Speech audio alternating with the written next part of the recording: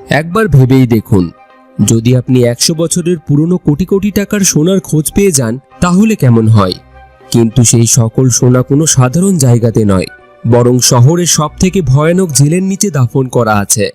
তবে আপনি যেমন তেমন ভাবে জেলের মধ্যে প্রবেশ করে গেলেন, কিন্তু সেই ভয়ানক জেলে, যার মধ্যে রয়েছে অনেক খতরনাক আসামি এবং উচ্চমানের সিকিউরিটিতে ঘেরা, সেখান থেকে এত পরিমাণে সোনা নিয়ে আপনি কিভাবে বেরিয়ে আসবেন চলুন দেখা যাক। চায়নার একটি ক্যাসিনো, যেখানে একজন ফিল্ম প্রডিউসার কিছু স্ক্রিপ্ট রাইটারদের সাথে কথা বলছেন। তিনি একজন স্ক্রিপ্ট রাইটারের উপর প্রচণ্ড রেগেও ছিলেন, ঠিক সময় মতো তার সিনেমা স্ক্রিপ্ট না লেখাতে। এখানে আমরা জ্যাংয়ের সাথেও পরিচয় হই। সেও একজন সিনেমার গল্প লেখক, মানে স্ক্রিপ্ট রাইটার। তার স্বপ্ন হলো সে তার নিজের লেখা গল্প দিয়ে একটি সিনেমা বানাবে। তবে একটি সিনেমা বানাতে ঠিক কতটা টাকা লাগে সেটা আমরা সবাই জানি, কিন্তু বর্তমান সময়ে জ্যাংয়ের কাছে সেই পরিমাণে টাকা নেই। এই কারণেই জ্যাং ওই ফিল্ম প্রডিউসারের হয়ে কাজ করছে।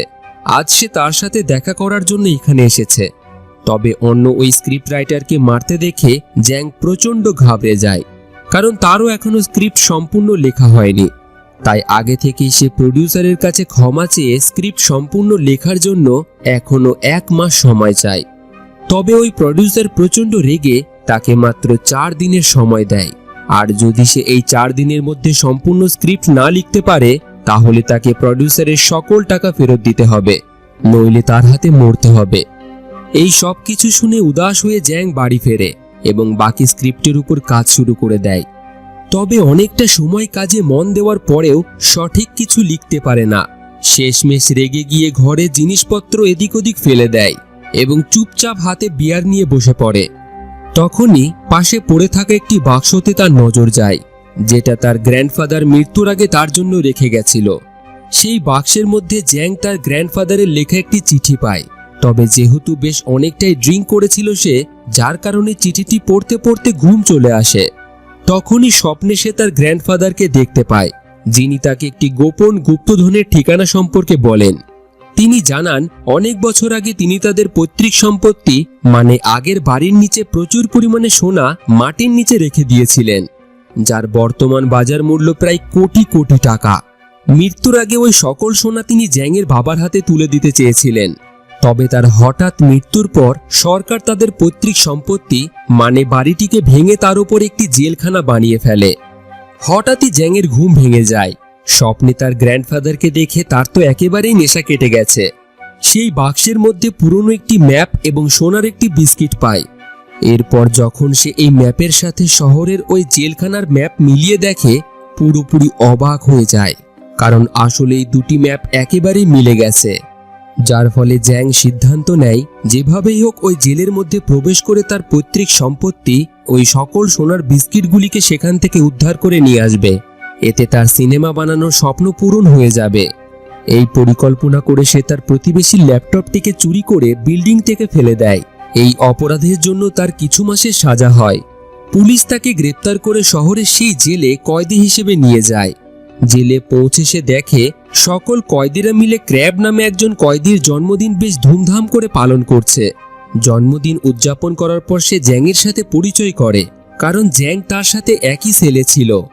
আসলে ক্র্যাব নামের এই অপরাধীর একজন খুবই ঘনিষ্ঠ বন্ধু ছিল, যার নামও ছিল জ্যাং। এই কারণেই সে জ্যাংকেও তার খুব ভালো বন্ধু বানিয়ে নেয় এবং জেলের মধ্যে অন্য অপরাধীদের থেকে সবসময় তাকে সুরক্ষিত রাখার কথাও দেয়। তবে জ্যাংয়ের উদ্দেশ্য এখানে কোনো বন্ধু বানানো ছিল না।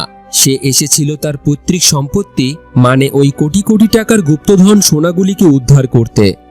জেলখানার মধ্যেই ছিল একটি পুরনো গাছ, যার আশপাশে ম্যাপ অনুযায়ী একটি কুয়ো থাকার কথা ছিল, এবং ওই কুয়োর মধ্যেই সকল সোনা তার গ্র্যান্ডফাদার রেখেছিল। জেলের মধ্যে ঘুরতে ঘুরতে আঙ্কেল লি নামে আরেকজন কয়েদির সাথে জ্যাংয়ের পরিচয় হয়ে যায়।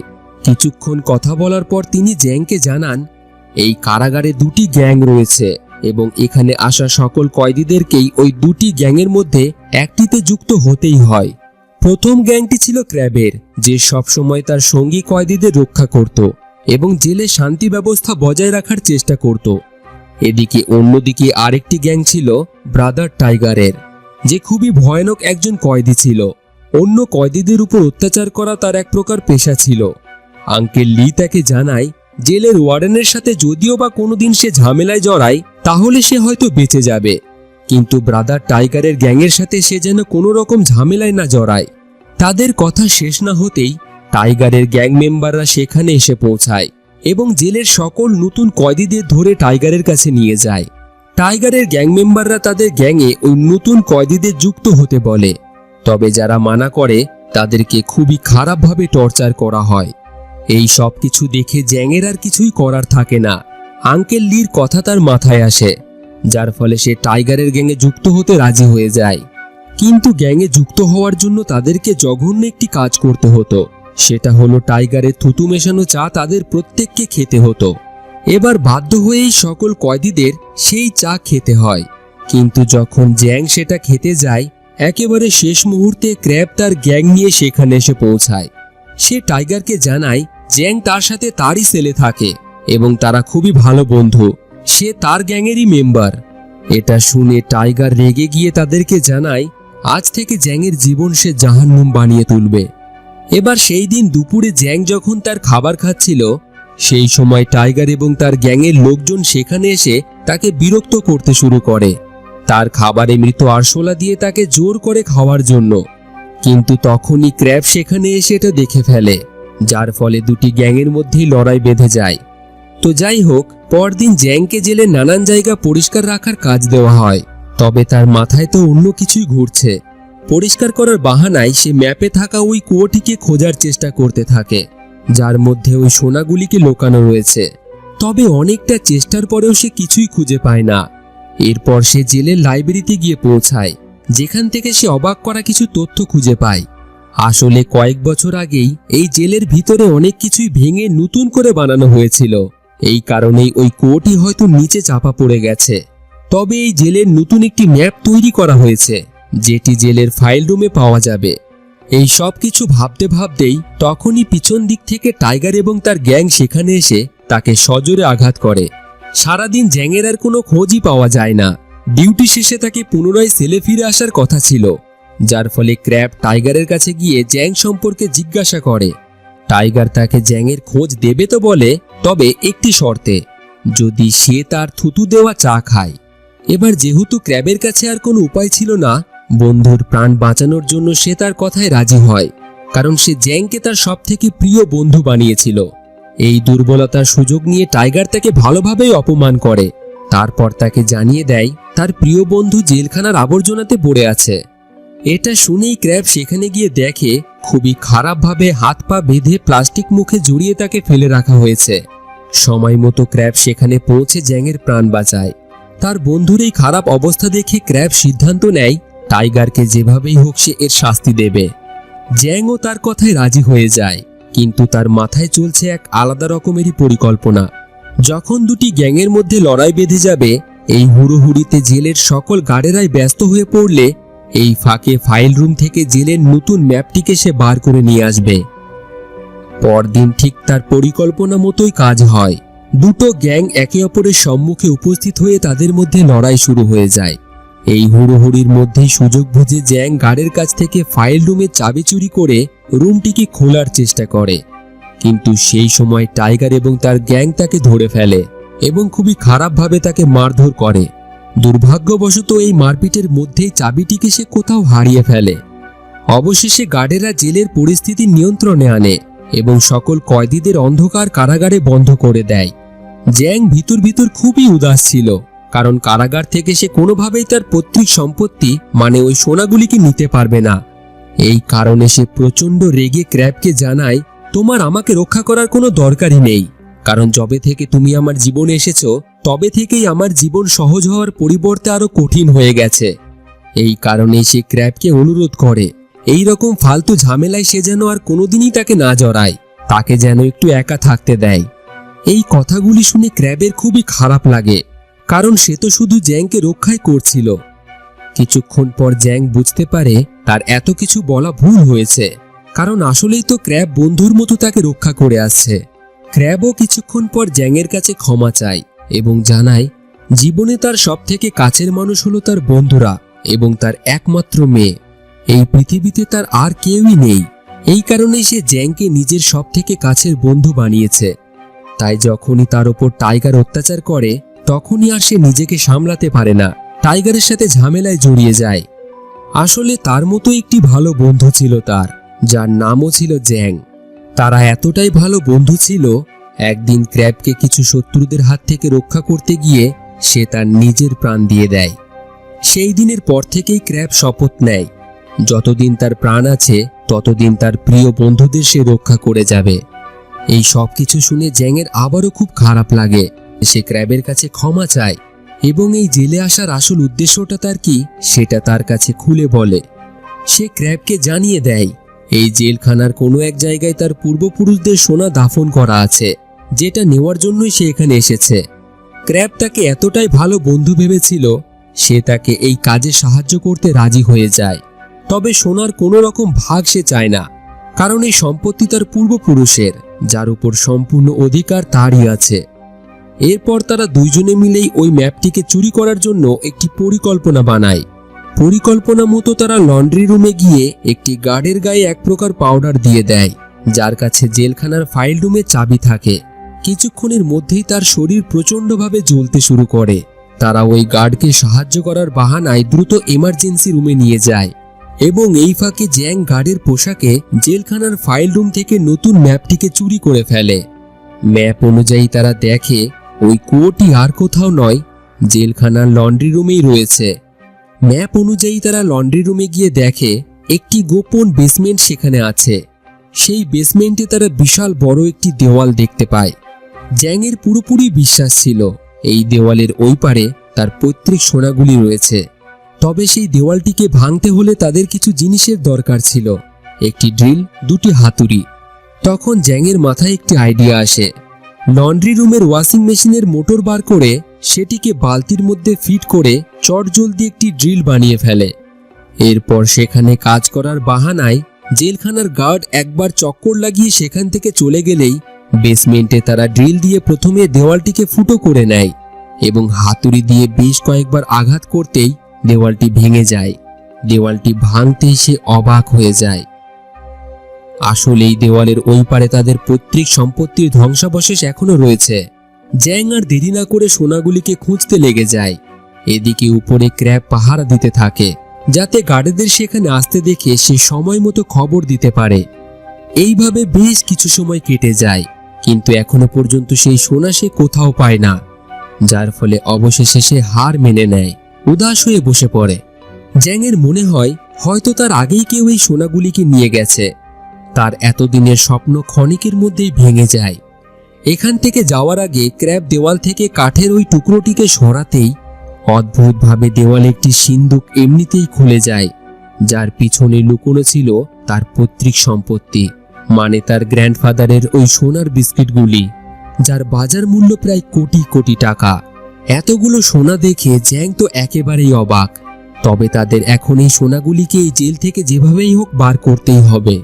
এই সব কিছু খুঁজে বার করতে প্রথম থেকেই ক্র্যাব তাকে অনেকটাই সাহায্য করে এসেছে, যার ফলে জ্যাং এই সোনার ভাগ তাকে দিতে চায়। তবে ক্র্যাব অপরাধী হলেও লোভী ছিল না। এই সম্পত্তি তার পূর্বপুরুষদের, যার একমাত্র অধিকার শুধু তারই।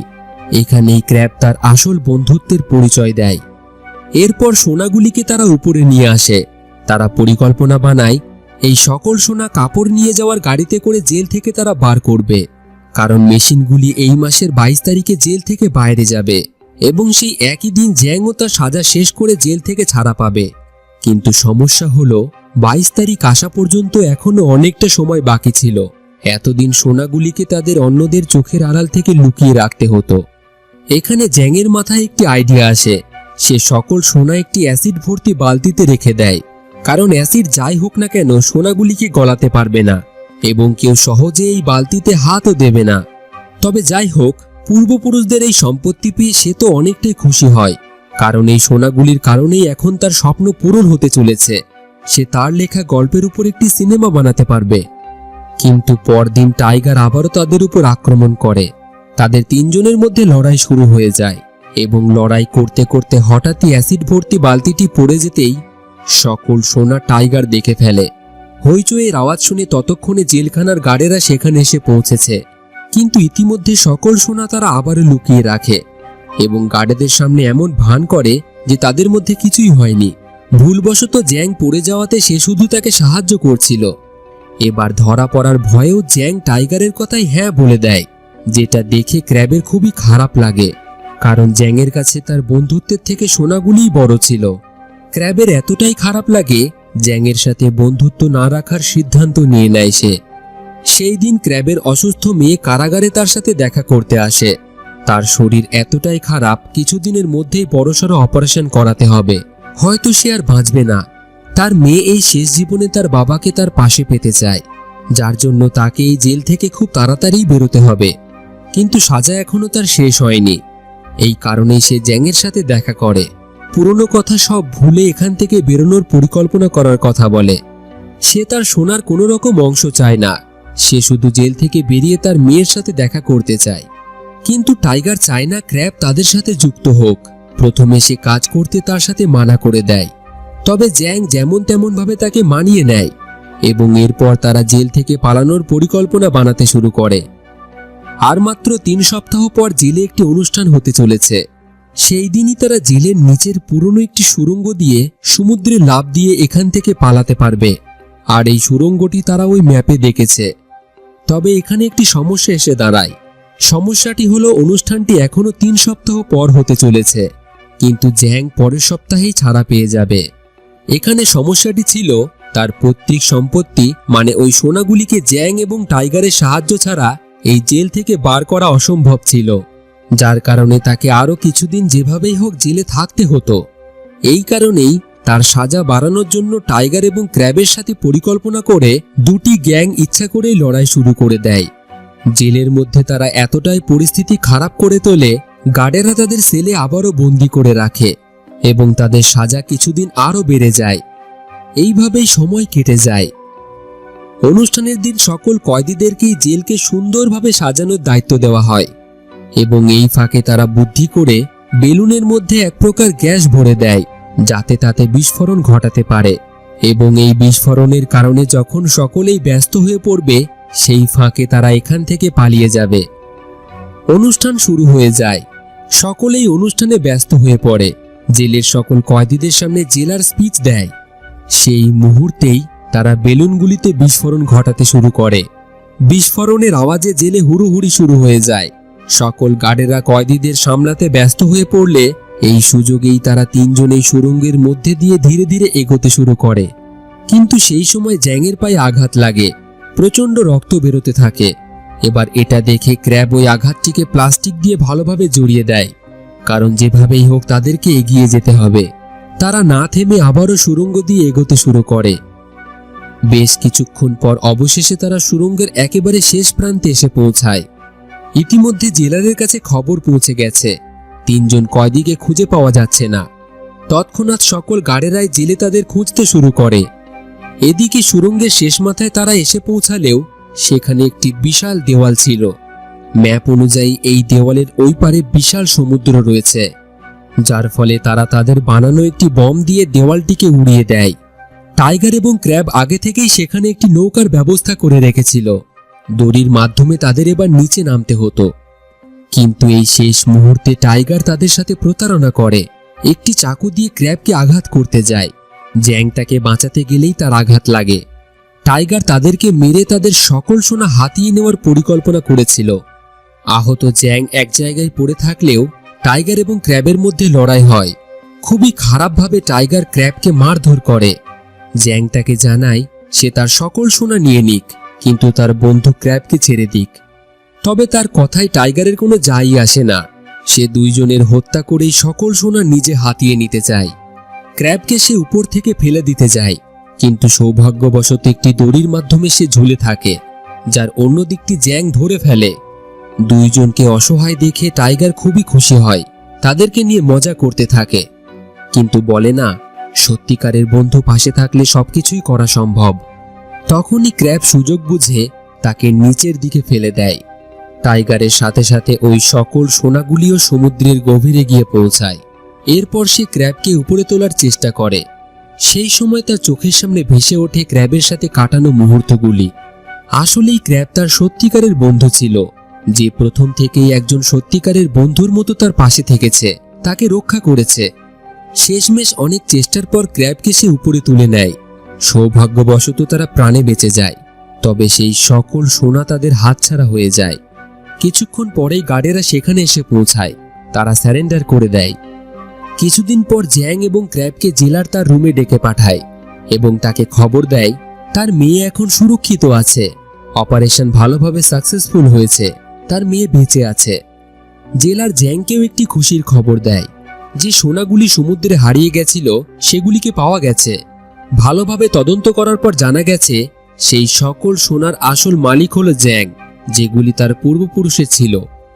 অবশেষে সরকার সেই সকল সোনা জ্যাংকে দিয়ে দেয়। জ্যাংয়ের কঠোর পরিশ্রমের ফল সে পায় এবং এর সাথেই মুভিটি এখানেই শেষ হয়ে যায়। তো বন্ধুরা, আজকের এই কাহিনী আপনাদের কেমন লাগলো? মুভিটি সত্যিই অসাধারণ ছিল।